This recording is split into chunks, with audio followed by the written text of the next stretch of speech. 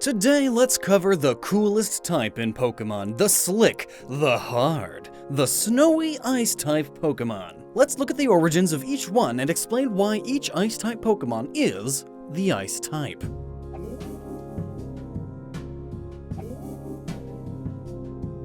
But first, let's have some Ice-type facts. The Ice-type is the rarest type in Pokemon, so will this be the shortest video in the series? Probably. Also, as stated before with some other types, remember, being a certain type does not mean that the Pokemon is that thing. Not all Steel-type Pokemon are literally steel, not all Poison-type Pokemon are poisonous, and not even all Bug-type Pokemon are bugs. And the same thing goes for the Ice-type Pokemon. Not all of them are literally ice. I mean, look at them. But still, quite the sizable chunk of them are. So let's cover those Pokemon first and get right into it, starting with the iciest of the Ice-type Pokemon, Regice. Or as some call it, Regice. But there's only one I, so. A golem from Hebrew legend, Regice's body is said to have been made from Antarctic ice during the Ice Age even. And its body is locked at negative 328 degrees Fahrenheit. That's as cold as liquid nitrogen. This thing can turn the most abundant part of the air into liquid, and because it can control the temperature of the air around it, it can never melt, not even by direct fire.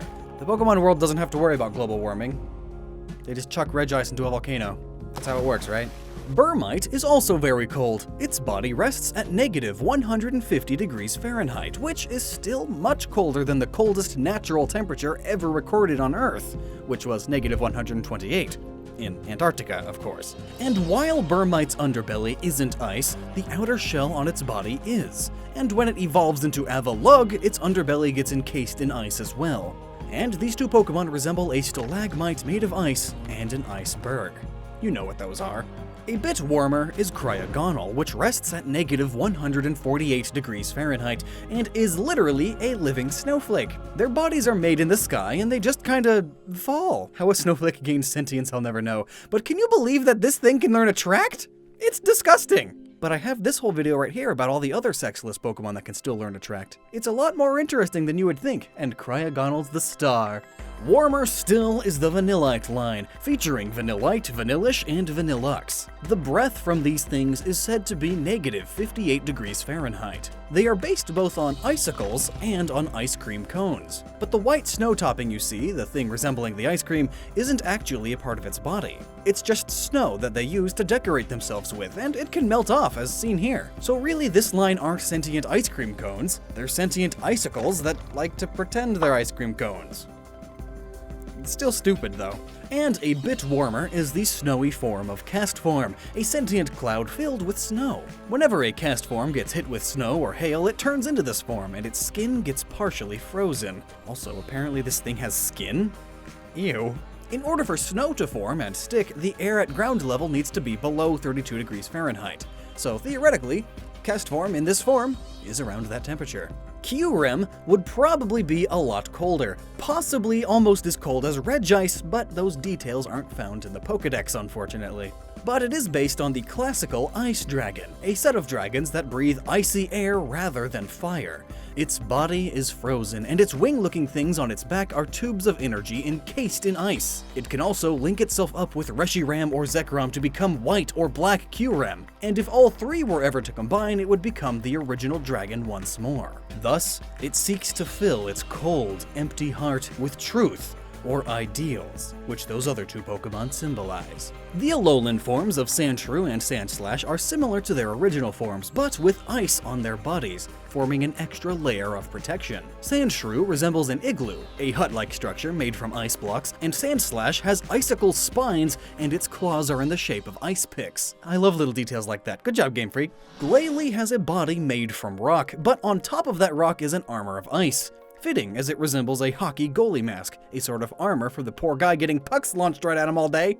And that's it for the Pokemon that are, or at least are partially, ice. The rest of the ice-type Pokemon are not literally ice, but have ice powers and live in icy climates. Starting with the watery ones, we have Dugong, but not Seal. Seal is just water type, though the Pokedex states that it still relishes swimming in frigid climates around 14 degrees Fahrenheit, and sometimes it even goes through waters that are negative 40 degrees. Doing all this may be why it gains the ice type upon evolving, and these Pokemon are based on sea lions, polar seals, and dugongs.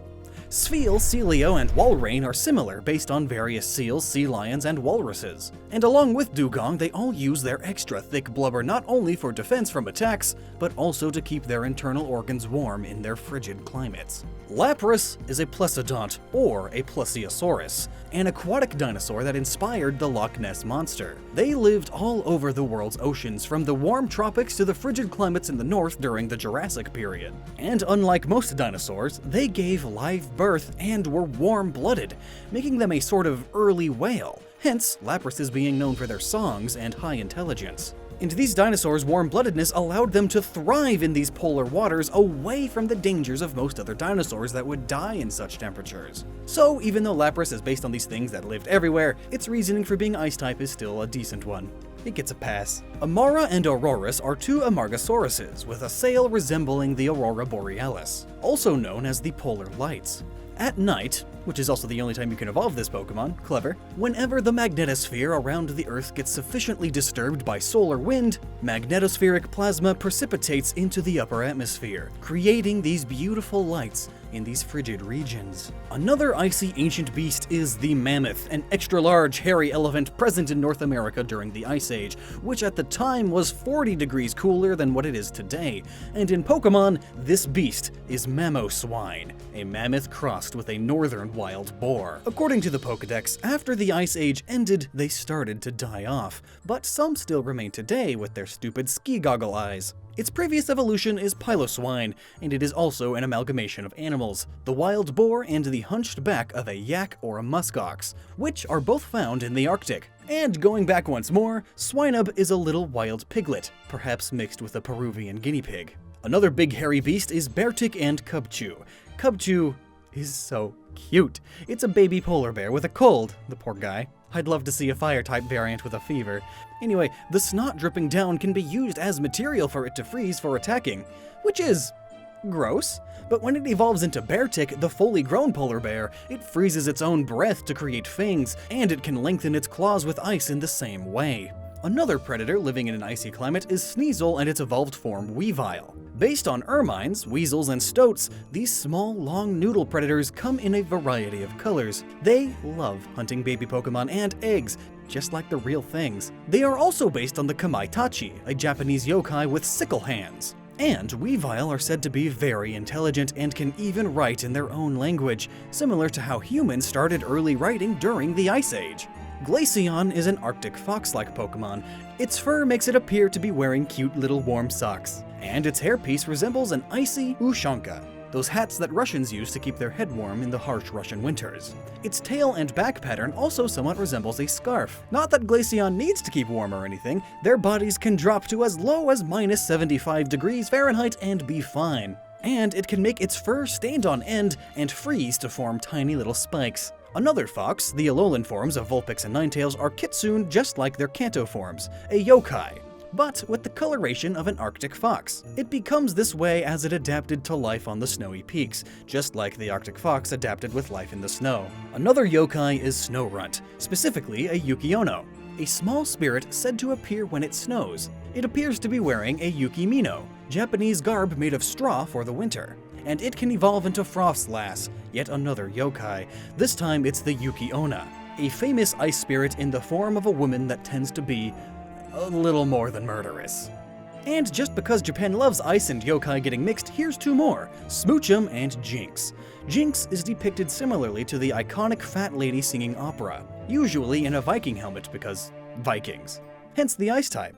Though there is no Viking helmet here. So what's significantly more likely is the yokai Yamauba. It was said that she wore a red, tattered kimono, had white blonde hair, could control the snow, had dark skin, large lips, and Yeah, that's Jinx, obviously. And it was said that Yamauba cared for a small child spirit named Kintaro, who had pink skin. So obviously. And I find it interesting that so many Ice-type Pokemon are based on yokai, but it may be because white, the color of snow, is often depicted in Japan as being the color of death. And death equals spirit, spirit equals yokai, Ice-type equals yokai. And stepping down from spirits to the next closest thing, we have birds. Articuno is the legendary bird of ice. Along with the other two, Zapdos and Moltres, they form the three forms of offensive magic: fire, ice, and lightning. Just like the Gen 5 legendaries. Huh. Articuno resembles the mythical Simurgh in appearance, and then it's given the ice type for the whole magic triangle thing, instead of just being a mythical bird. And ice it is, as Articuno can create blizzards. And one Pokedex entry states that its wings are actually made of ice, but ice can't move like wings.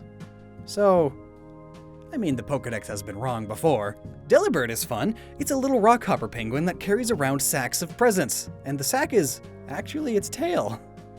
Odd. But it also dresses up like Santa Claus, which makes sense because of the whole giving presents thing, though Santa lives in the North Pole and penguins in the South, so I don't know. And now we reach the category of other, everybody's favorite, Frost Rotom. Rotom is a little electric ghost that can possess electronics. When it does so to a refrigerator and freezer, it gains the ice type. And since Rotom is its own source of electricity, the freezer works, and it can shoot ice out of it. Imagine being just some random Pokemon in a Pokemon battle and you're asked to just punch this refrigerator. Crabominable, who is legitimately my absolute least favorite Pokemon, is a crab mixed with a stupid Yeti. The abominable snowman and all that. They are also based on the Kiwaide, also known as the Yeti crab, and it's also stupid looking. This dummy is said to be able to store coldness in its pincers. How that's possible, we'll never know. And worst of all is the reason Crabrawler evolves into this monstrosity. Crabrawler is just a crab that is also a boxer, and it aims to be the best boxer of them all, the top boxer. So, according to the Pokedex, it aimed for the top, and ended up getting lost on a snowy mountain. Forced to endure the cold for so long, it evolved and grew fur. Stupid reasons aside, at least this has a reason for being Ice-type, unlike the last Pokemon on this list, Cloister. The first stage of this Pokemon is Shelter, and it's just Water-type, but upon evolving it gains the Ice-type. But for no apparent reason.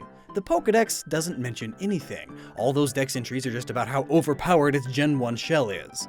And that it eats Slowpoke. It doesn't even learn that many ice moves. It's not even based on anything cold. It most closely resembles the thorny oyster, also known as spiny oysters. And another fun fact, they aren't even oysters! They're named wrong!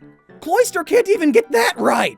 These now extinct oysters live in the warm waters of Ecuador to Mexico, and only as far south as Peru and as far north as the Gulf of California. Some species of them were also found in the Mediterranean Sea, which is also quite warm. Now, there are clams and oysters that live in colder regions like Alaska and such. There's clams and oysters that live basically anywhere there's water. But all of these spikes on Cloister points more towards specific types of oysters and clams. Specifically, the thorny and spiky oysters. And they don't go anywhere near the cold. Good job, Game Freak. Another mark of sadness to you. Ugh. And with that, the ice types are now covered. So what type would you like me to do next? Let me know down below, and until next time, be sure to never stop using your noggin.